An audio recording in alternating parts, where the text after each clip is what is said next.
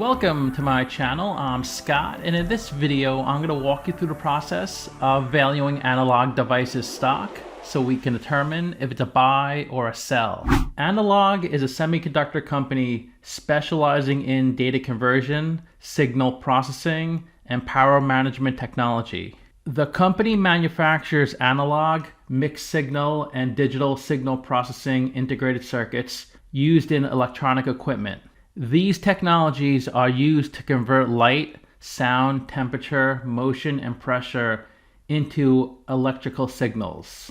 They have 125,000 customers in the following industries: communications, computer, instrumentation, military, aerospace, automotive, and consumer electronics. The company is headquartered in Wilmington, Massachusetts, and was founded in 1965.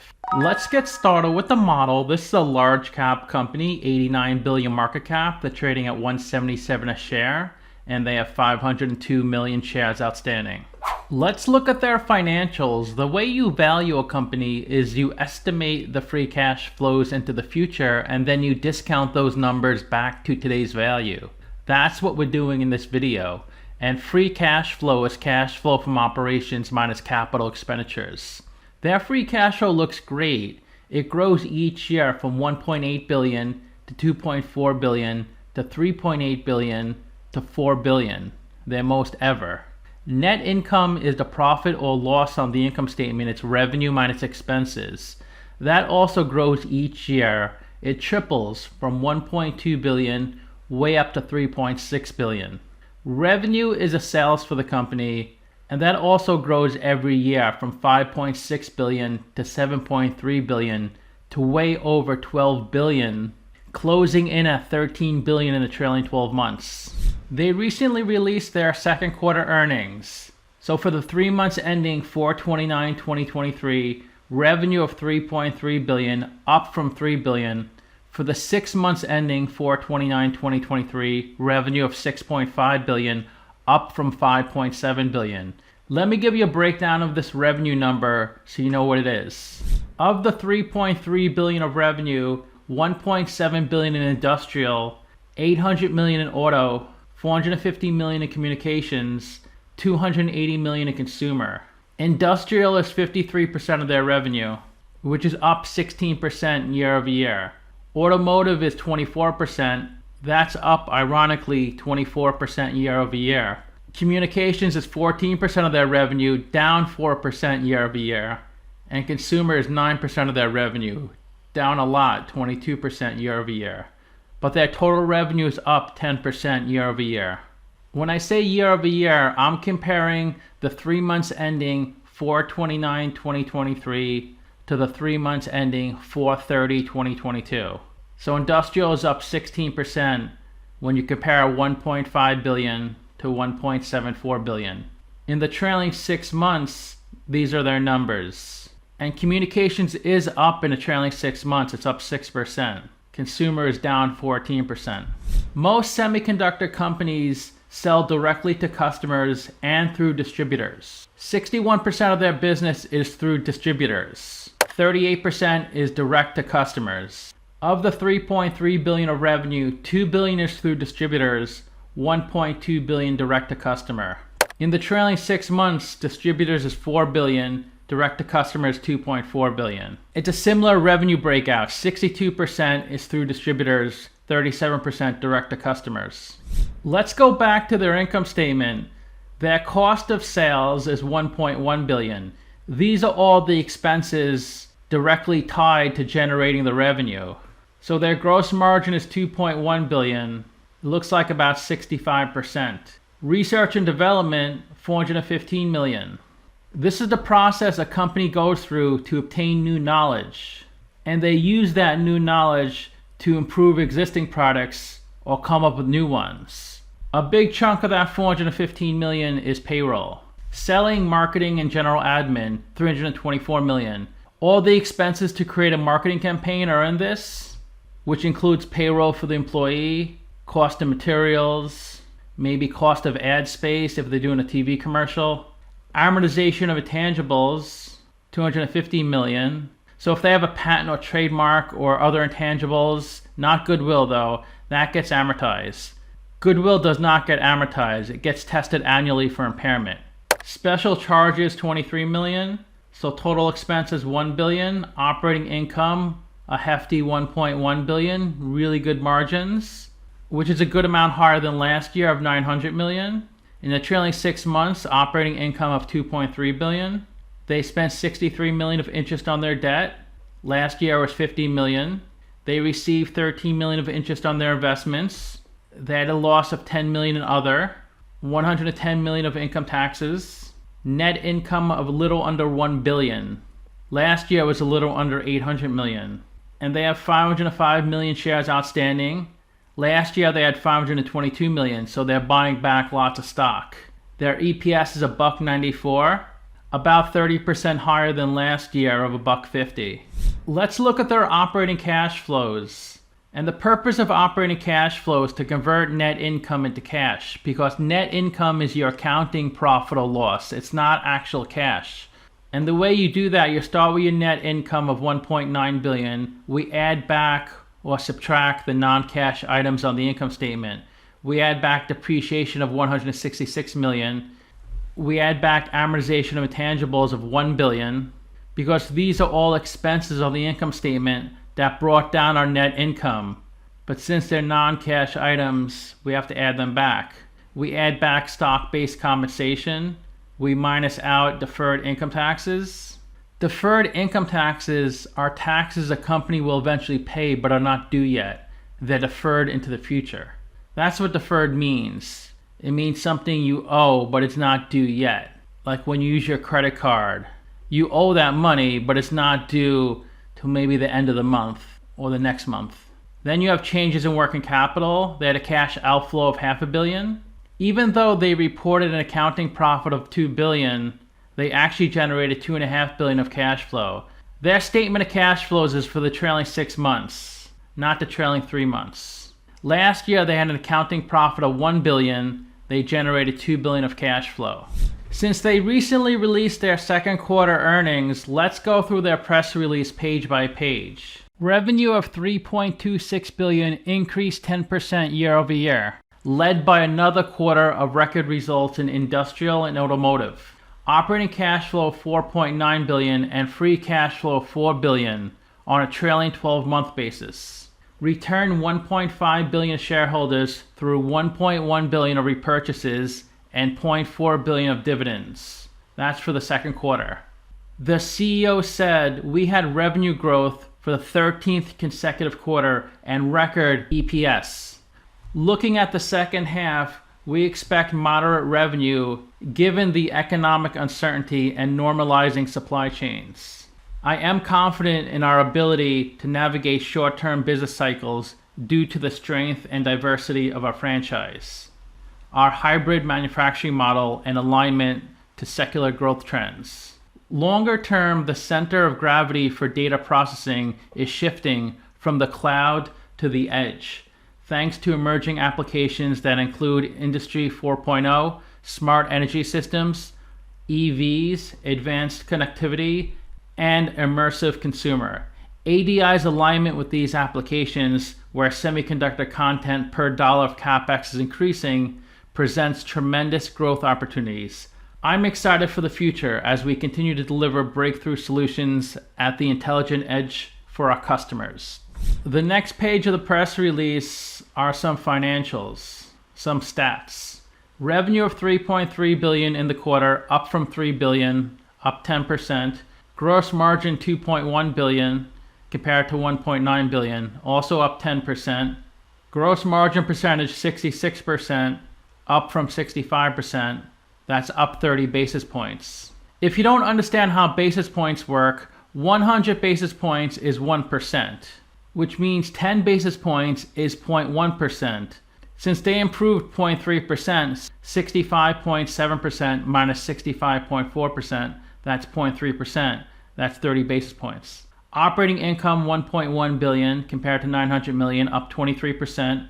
Operating margin 35% compared to 31%, up 370 basis points. It's 370 basis points because it's up 3.7%. Diluted EPS up 29% from 149 to 192. Adjusted results. This is when they strip out stock-based compensation. Gross margin $2.4 billion, up 9%.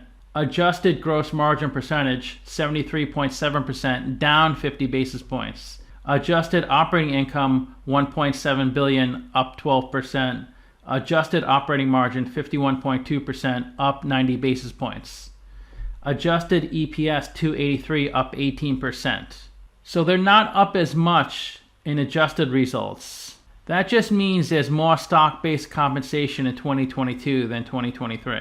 Cash generation. Net cash provided by operating activities. For the quarter, it's $1.1 billion. For the year, it's $4.9 billion. Operating cash as a percent of revenue. So $1.1 billion divided by revenue of $3.3 billion. That's 33%. So they converted 33% of their revenue into operating cash flow. For the trailing 12 months, it's even better at 38%. CapEx of $284 million. For the trailing 12 months is $930 million. These are investments in property, plant, and equipment. So when they buy a warehouse or expensive machinery, that's all part of CapEx. Free cash flow, which is operating cash flow minus CapEx, is $800 million. $4 billion for the trailing 12 months. As a percent of revenue is 24%. So they convert 24% of their revenue into free cash flow. It sounds pretty good to me. It's even higher in the trailing 12 months at 31%. For the quarter, they paid $435 million of dividend payments, and they spent $1.2 billion in stock repurchases. So total cash return to the investor, $1.6 billion. Maybe I should buy this stock. It looks really good. For the trailing 12 months, they returned $5.1 billion. Here's the outlook for the third quarter of 2023. Revenue forecast of $3.1 billion. Operating margin of 32%. Adjusted operating margin 49%. EPS of 164. On an adjusted basis, 252. They declared a cash dividend of 86 cents a share. They'll pay the dividend on June 14th. So you have to own the stock on June 5th to receive that June 14th dividend. If you buy the stock on June 5th or before, then you're good. But if you buy the stock on June 6th or after, you will not receive that dividend payment. The next page of the press release is the About section.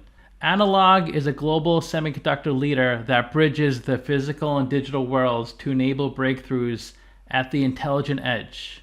If you're like me, you're not really sure what that means, intelligent edge. So I Googled it.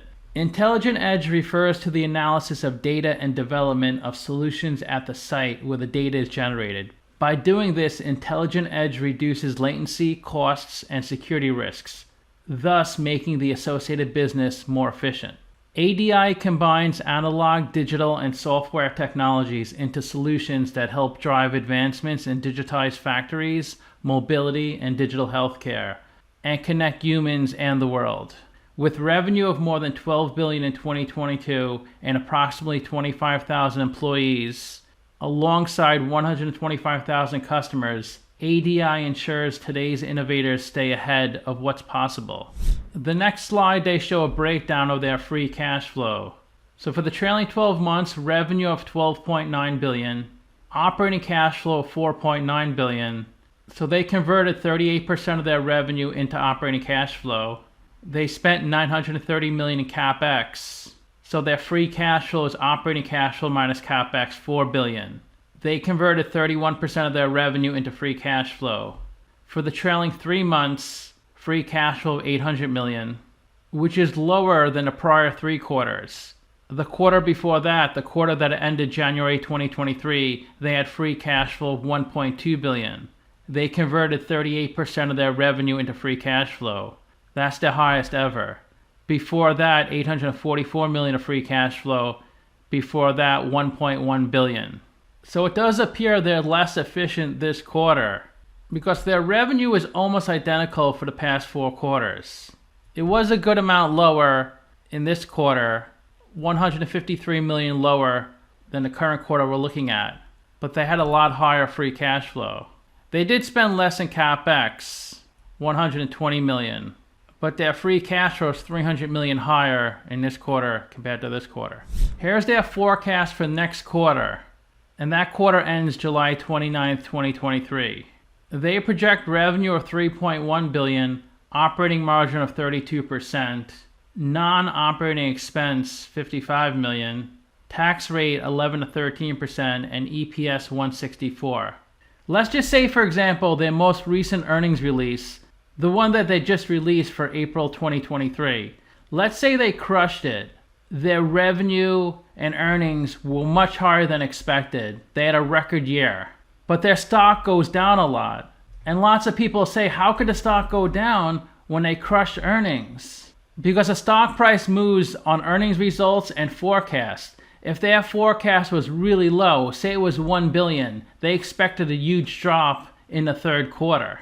That's why the stock price will go down, because the market is forward thinking.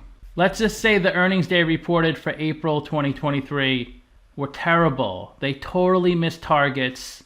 They lost a lot of money, but the stock price shoots up.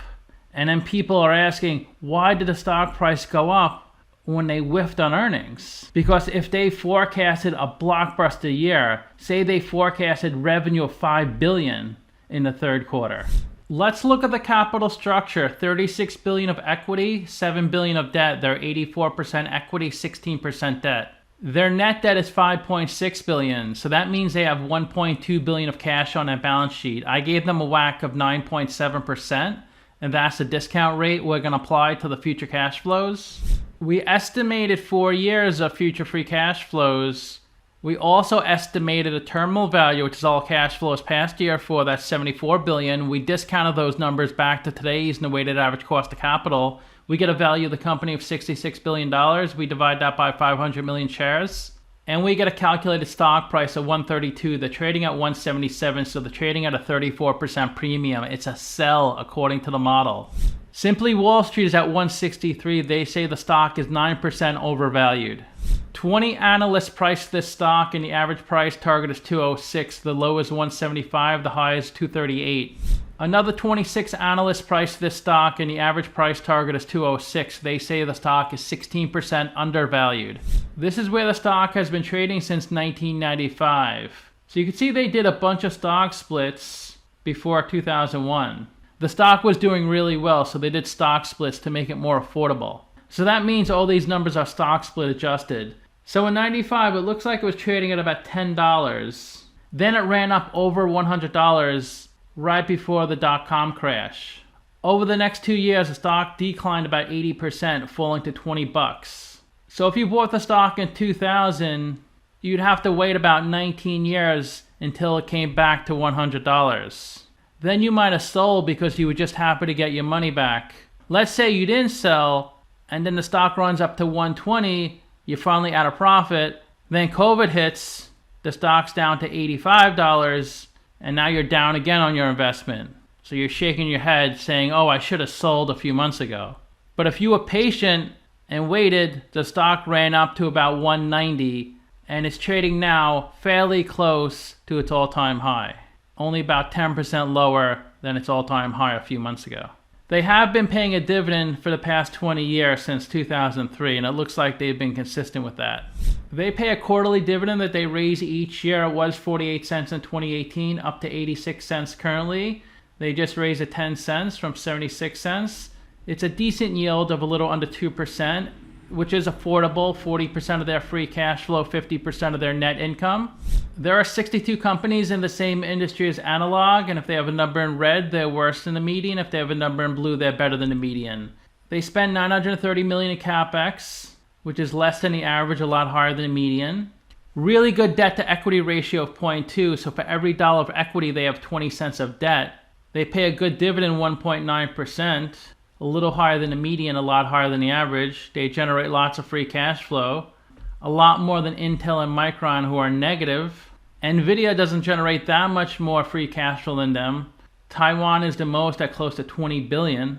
They're the largest foundry in the world. Foundries manufacture semiconductor chips for fabless companies like Nvidia. They rank 8th in market cap at 89 billion, a good amount behind Intel, a little above Micron. Their price to book is better than the median average. Price to book is market cap over equity. Their PE is between the median average. PE is market cap over net income. Price to free cash flow better than the median average. Price to free cash flow is market cap over free cash flow.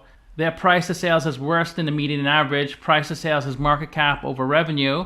They generate lots of revenue, almost $13 billion, and they're growing at a good rate, 16%. The 5-year annual revenue growth rate average is 11%. Look at AMD, 32%. That's pretty impressive. That's the highest on this list, even higher than these smaller companies, because it does get harder to grow at a large percent when you have a lot of revenue. It's much easier when you have $2 billion of revenue. So to summarize, I have them trading at a 34% premium. They've been around 58 years. They're one of those mid-sized semiconductor companies that has potential to 10x. They're a great product, they have a great management team, and they're growing and scaling at a good rate. I rank their free cash flows 8 out of 10, their revenue 7 out of 10, and their ratio is 5 out of 10. So let me know what you think. Give the video a like, subscribe, or comment below. If you want to be a member, click on the link in the description below. Thanks for watching.